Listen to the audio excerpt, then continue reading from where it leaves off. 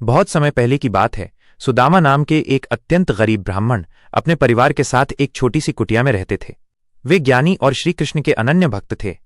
गरीबी इतनी थी कि कई बार उनके बच्चों को भूखे पेट ही सोना पड़ता था, लेकिन सुदामा की भक्ति और संतोष में कोई कमी नहीं थी। वे और कृष्ण बचपन में एक ही गुरुकुल में साथ पढ़ते थे और दोनों में गहरी मित्रता थी। एक दिन उनकी पत्नी सुशीला ने आंखों में आंसू भरकर कहा, स्वामी, हम अपनी गरीबी तो सह लेंगे, पर बच्चों को भूखा नहीं देख सकते। आपके मित्र कृष्ण तो द्वारका के राजा हैं, वे बहुत दयालु हैं। आप एक बार उनके पास क्यों नहीं जाते? वे हमारी मदद अवश्य करेंगे। पहले तो सुदामा संकोच करते रहे। वे अपने मित्र से कुछ मांगना नहीं चाहते थे, लेकिन पत्नी के बार बार कहने पर वे जाने के लिए तैयार हो गए।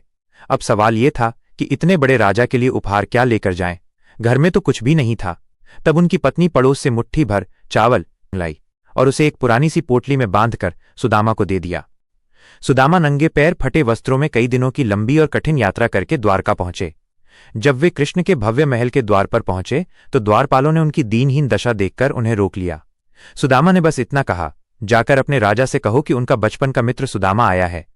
जैसे ही भगवान कृष्ण ने सुदामा नाम सुना, वे अपना राज सिंहासन छोड़कर नंगे पैर ही द्वार की ओर दौड़ पड़े।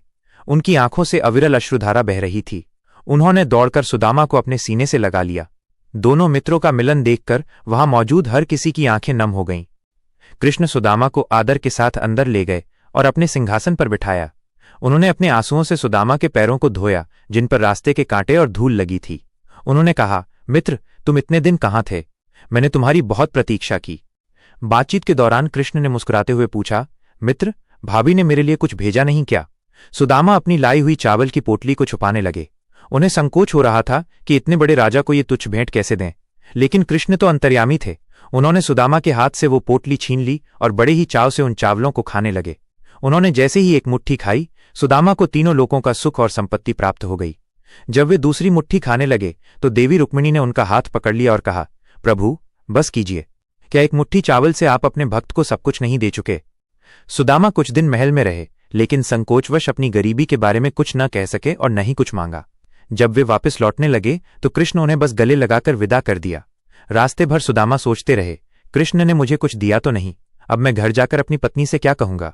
लेकिन जब सुदामा अपने गांव पहुंचे तो वे अपनी झोपड़ी को पहचान ही नहीं पाए। उसकी जगह पर एक विशाल और सुंदर महल खड़ा था। उनकी पत्नी और बच्चे सुंदर वस्त्रों और आभूषणों में सजे हुए थे।